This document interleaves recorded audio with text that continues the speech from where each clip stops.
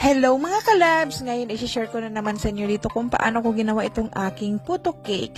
No need na tayong gumamit ng oven dito kasi mag-steam lang tayo. At simple lang ang kanyang mga sangkap. Meron tayo ditong 3/4 cup of white sugar, 2 and 1/2 cup all-purpose flour, 1 tablespoon of baking powder, at pagsabayin lang natin itong salain at maglagay tayo dito ng 1 cup of evaporated milk, 1/4 teaspoon of salt, 1 teaspoon vanilla at 1 cup of water. At paghalo-haluin lang natin ito ulit hanggang sa makombine na lahat yung ating mga ingredients. At iset aside muna natin ito at sa ating meringue mixture naman ay meron tayo ditong 8 pieces na egg whites, 1 teaspoon of cream of tartar at dahan-dahan nating ilagay yung ating 3/4 cup of white sugar. Gradually lang yung pag-add natin sa ating 3/4 cup of white sugar. Parang gumagawa lang tayo dito ng chiffon cake. At dito na part ay mag-cut and fold tayo dito. So ipaghalo natin yung ating butter mixture at itong ating meringue mixture. At while nag-mix tayo kanina, ay nagpakulo na ako dito ng tubig. Then, mag-prepare na tayo dito ng pan or kahit anong molder na gusto nyo ay pwede.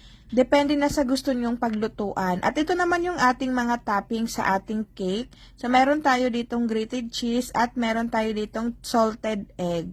Masarap talagang i-combine itong ating salted egg at cheese para sa ating toppings. Pero kung wala kayong salted egg, ay pwede naman pure cheese lang yung ating topping sa ating puto cake. At ito naman yung ating isang round pan na puto cake. Aside sa naka-cupcakes yung kanyang sample. So ito na yun siya pag naluto na. So naka-steam siya nasa 18 to 20 minutes. At yung round pan naman na puto cake ay nasa 30 to 35 minutes ko siyang niluto. So ito na yung kanyang finished product. Masarap siyang ipare sa kape. Try nyo to mga kalabs. Pwede nyo itong pang negosyo or pang merienda. So, kung nakaabot kayo dito na part sa ating video at tatanungin ko kayo kung taga saan kayo, paki-comment naman sa inyong lugar dito sa ating comment section.